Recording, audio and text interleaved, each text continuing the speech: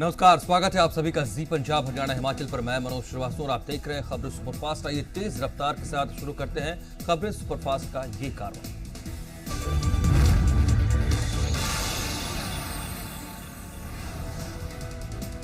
आम आदमी पार्टी को पंजाब के लोगों की सुरक्षा और हित की कोई चिंता नहीं है। उन्हें केवल अपने सियासी एजेंडे से मतलब है, ये कहना है पंजाब के मुख्यमंत्री कैप्टन अमरिंदर सिंह का।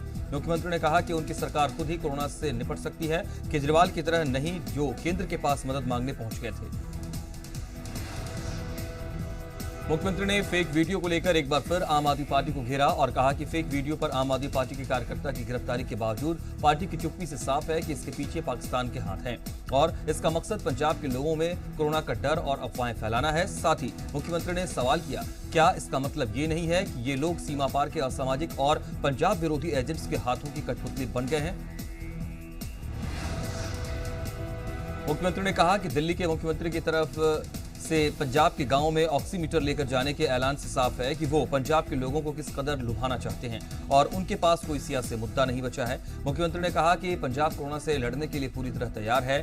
10,000 प्लस ऑक्सीमीटर खरीदकर वितरित किए जा चुके हैं। साथ ही और 50,000 के लिए टेंडर दिया जा चुका है।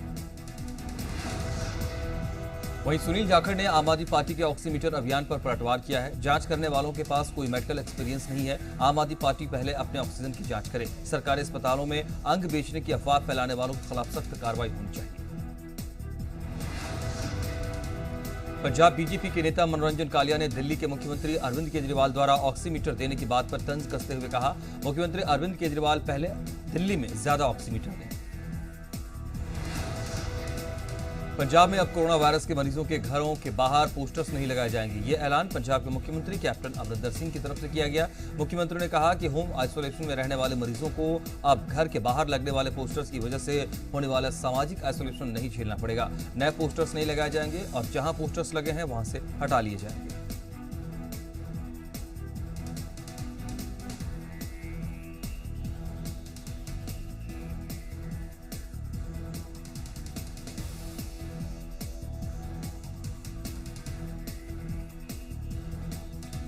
ऑक्सीमीटर को लेकर के बातें तमाम रखी हैं, लेकिन इन तमाम परिस्थितियों के बीच मुख्यमंत्री कैप्टन अमरिंदर सिंह ने कोरोना वायरस की वजह से जो लोग इसके संक्रमित होते थे उनके घरों के बाहर जो पोस्टर्स लगाए जा रहे थे पिछले काफ़ी महीने से, उसको हटाए जाने का ऐलान कर दिया है। और उन्होंने कहा कि दरअसल इसकी वजह से भी सामाजिक तौर पर लोगों को मुश्किलों का सामना करना पड़ रहा था, लेकिन अब इन पोस्टर्स को हटा लिया जाएगा और होम आइसोलेशन में जो मरीज रह रहे हैं उन्हें अब बाहर जो लगने वाले पोस्टर्स होते थे उनकी वजह से जो सामाजिक आइसोलेशन झेलना पड़ रहा था वो अब नहीं झेलना पड़ेगा और इसीलिए ये फैसला लिया गया है।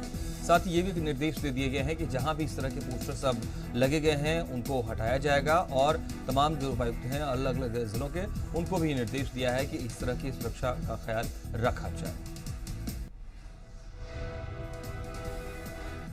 मुख्यमंत्री ने कहा कि इन पोस्टर्स के लगने के डर की वजह से लोग अपना कोरोना टेस्ट कराने से भी कतरा रहे थे। साथ ही मुख्यमंत्री ने सभी से सावधानी बरतने और गाइडलाइंस का पालन करने की अपील की। पंजाब के मुख्यमंत्री कैप्टन अमरिंदर सिंह ने सूबे के स्वास्थ्य सलाहकार डॉक्टर के तलवार की तरफ से जारी एक संदेश साझा किया। इसमें वो लोगों से अफवाहों पर ध्यान नहीं देने की अपील कर रहे हैं। मुख्यमंत्री ने संदेश साझा करते हुए कहा कि यह बहुत जरूरी है कि इस वक्त अफवाहों पर ध्यान नहीं दिया जाए और मेडिकल एक्सपर्ट की सलाह पर आगे बढ़ा जाए। पंजाब कैबिनेट की अगली बैठक की तारीख तय कर दी गई है। कैबिनेट की अगली बैठक अब 10 सितंबर को होगी। इस दौरान कोरोना समेत कई अहम मुद्दों पर चर्चा की संभावना है। पंजाब कांग्रेस अध्यक्ष सुनील जाखड़ ने एक बार फिर से पंजाब में चिट्टे का राग छेड़ दिया। अकाली दल और बीजेपी को निशाने पर लेते हुए जाखड़ ने कहा, केंद्रीय एजेंसी ईडी पंजाब के जहरीली शराब कांड में कार्रवाई की बात कह रही है, लेकिन चिट्टे और ड्रग्स की बात नहीं कर रही है। सुनील जाखड़ ने सवाल किया कि पंजाब में चिट्टे से हजारों युवाओं की जान गई है, लेकिन ईडी चिट्टे पर कार्रवाई क्यों नहीं कर रही है। पंजाब में हुए कथित एससी स्कॉलरशिप घोटाला मामले में सियासत शुरू हो गई है। आरोप प्रत्यारोप का दौर तेज है। इसी कड़ी में पंजाब कांग्रेस के अध्यक्ष सुनील जाखड़ मीडिया से मुखातिब हुए। इस मामले में जाखड़ ने अकाली दल पर राजनीति करने का आरोप लगाया। सुनील जाखड़ ने कहा कि इस मामले की जांच रिपोर्ट 4 दिन में आ जाएगी। सुनील जाखड़ ने कहा कि 11 मार्च 2016 में भी स्कॉलरशिप ले रहे विद्यार्थियों की गिनती एकदम बढ़ने पर विजिलेंस जांच की बात उठी थी। इसके बाद डिप्टी सीएम सुखबीर बादल ने खुद जांच की बात कही थी। जाखड़ ने अकाली दल से पूछा कि वो बताएं कि वो जांच कहां तक पहुंची। जाखड़ ने कहा कि अकाली दल के कार्यकर्ता कांग्रेस मंत्रियों के पुतले फूंक रहे हैं, जबकि उन्हें केंद्र के खिलाफ प्रदर्शन करना चाहिए, क्योंकि केंद्र की ओर से दलित छात्रों के स्कॉलरशिप के पैसे समय रहते नहीं दिए गए। पंजाब में कथित स्कॉलरशिप घोटाले में नई जांच शुरू हुई है। एसीएस की रिपोर्ट की जांच के लिए पैनल का गठन किया गया है। चीफ सेक्रेटरी ने 3 आईएएस अधिकारियों का पैनल बनाया है, जो 3 दिनों में अपनी रिपोर्ट सौंपेगा। एसीएस की रिपोर्ट में करीब 64 करोड़ की गड़बड़ी का आरोप लगाया गया है। गुरदासपुर से सांसद सनी देओल 2 दिन के दौरे पर पठानकोट पहुंचे। इस दौरान सांसद सनी देओल दोनों जिलों के पुलिस ऑफिसर और डीसी के साथ मुलाकात करने पहुंचे। क्षेत्र की समस्याओं पर भी चर्चा करेंगे और वेब एक्स के जरिए सनी देओल पार्टी की मीटिंग अटेंड करेंगे और स्वास्थ्य विभाग के अधिकारियों से भी चर्चा करेंगे। केंद्रीय राज्य मंत्री सोम प्रकाश ने राजौरी में शहीद हुए सूबेदार राजेश कुमार के परिवार से मुलाकात की। सोम प्रकाश ने शहीद राजेश को श्रद्धांजलि दी। परिवार को केंद्र की तरफ से हर संभव मदद का भरोसा दिया। उन्होंने कहा, अगर परिवार गैस एजेंसी या पेट्रोल पंप चाहता है तो जरूर दिया जाएगा। नेशनल क्राइम ब्यूरो की तरफ से उन 10 राज्यों की सूची जारी की गई है जिनमें 2019 में किसानों और खेतीहर मजदूरों ने सबसे ज्यादा खुदकुशी की। ऐसे राज्यों में महाराष्ट्र जहां पहले नंबर पर रहा, वहीं पंजाब का नंबर 5वां है। एनसीआरबी के मुताबिक पंजाब में साल 2019 में 239 किसानों ने खुदकुशी की। चंडीगढ़ के प्रशासक वीपी सिंह बदनौर की अध्यक्षता में वॉर रूम की बैठक हुई। इसमें कई अहम फैसले लिए गए। इनमें चंडीगढ़ में 16 सितंबर से अंतर्राष्ट्रीय बस सेवा शुरू करने का भी फैसला लिया गया। चंडीगढ़ ट्रांसपोर्ट अंडरटेकिंग 50% क्षमता के साथ बसों को चलाएगा और चंडीगढ़ के एरिया में कहीं भी बस नहीं रुकेगी। टिकट ऑनलाइन या फिर बस के अंदर ही मिलेगी। दूसरे राज्यों की बसों को भी 16 सितंबर से चंडीगढ़ में दाखिल होने की मंजूरी मिलेगी। यूटी प्रशासन ने इसे लेकर दूसरे राज्यों को चिट्ठी लिखकर सूचना दी। हरियाणा स्टाफ सिलेक्शन कमीशन यानी HSSC ने क्लर्क भर्ती परीक्षा का परिणाम घोषित किया है। पिछले साल जून में 4798 पदों के लिए भर्ती निकाली गई थी। इसके लिए करीब 15 लाख युवाओं ने आवेदन किया। इनमें करीब 70% ने परीक्षा दी। अब आयोग ने वेबसाइट पर फाइनल रिजल्ट अपलोड किया है। जींद उपचुनाव से पहले ग्रुप डी के 1,018 आपको बता दें 1,82,8,218 पदों की भर्ती के बाद अब बड़ौदा उपचुनाव से पहले ये अब तक की सबसे बड़ी भर्ती प्रक्रिया रही। इस पर हरियाणा की सियासत गरमाई है। यहां बड़ौदा उपचुनाव से पहले इसे मनोहर सरकार का मास्टर स्ट्रोक भी माना जा रहा है, तो विपक्ष इस मुद्दे पर लगातार सरकार को घेर रहा है। प्रधानमंत्री मोदी के जन्मदिन यानी 14 सितंबर से 2 अक्टूबर तक बीजेपी विशेष सेवा कार्यक्रम चलाने जा रही है। ये जानकारी गुरुग्राम पहुंचे हरियाणा बीजेपी अध्यक्ष ओम प्रकाश धनखड़ ने दी।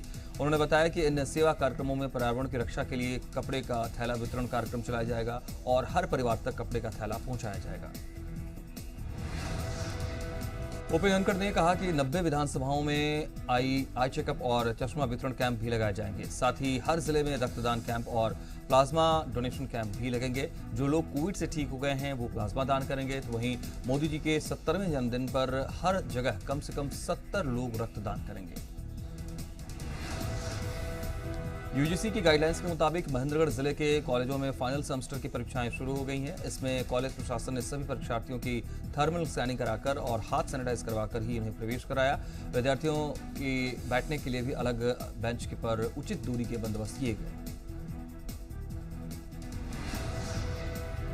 परीक्षा के दौरान एक कमरे में केवल 15 परीक्षार्थियों को बैठाया गया। एडमिट कार्ड ऑनलाइन भेजे गए। सरकार की हिदायतों का पालन करते हुए परीक्षा का संचालन किया जा रहा है। लड़कों और लड़कियों की अलग अलग स्कैनिंग की गई और अगर किसी परीक्षार्थी में कोई लक्षण पाया जाए तो उसके पास अलग कमरे में परीक्षा लेने के लिए इंतजाम भी वहां किया गया। खरड़ से पकड़े गए गैंगस्टर जॉन बुटर को मोगा पुलिस से प्रोडक्शन वारंट पर लेकर निहाल सिंह वाला की अदालत में पहुंची और यहां उन्हें पेश किया गया। थाना बधनी के प्रभारी करमजीत सिंह ने बताया कि गैंगस्टर जॉन बुटर को मुक्तसर से प्रोडक्शन वारंट पर लाया गया। अदालत ने 4 दिन की पुलिस रिमांड पर भेजा है। आपको बता दें कि मोगा के थाना बुधनी कला में गैंगस्टर जॉन बुटर के खिलाफ अलग अलग धाराओं के तहत मामले दर्ज हैं। मोगा पुलिस को इसकी लंबे अरसे से तलाश भी थी।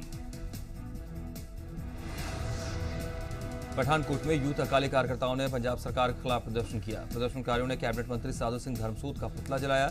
इन सभी के खिलाफ पुलिस ने कोविड-19 की गाइडलाइन की अवहेलना का मामला दर्ज किया है। 77 लोगों पर मामला दर्ज किया जा चुका है। हरियाणा में 1100 करोड़ के जो घोटाले जीएसटी के तौर पर हुए हैं, उस मामले में लगातार परतें खुल रही हैं और ये जानकारी आ रही है कि इस गड़बड़झाले में मरे हुए लोगों की आईडी का गलत इस्तेमाल किया गया।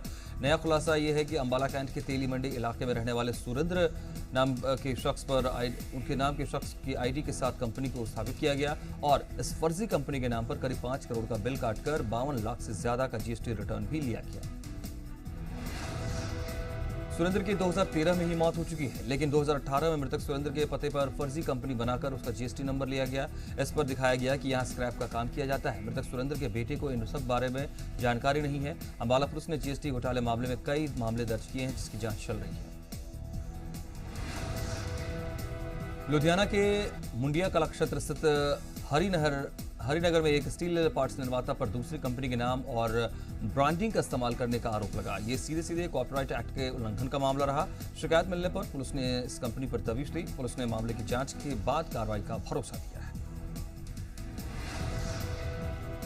अमृतसर के मुच्छल गांव में जहरीली शराब कांड में कई लोगों की मौत हुई थी, लेकिन पुलिस के खिलाफ लोगों का गुस्सा अभी तक शांत नहीं हुआ है। पुलिस की टीम जब नशा तस्करों को पकड़ने के लिए मुच्छल गांव पहुंची तो लोगों का गुस्सा फूट पड़ा।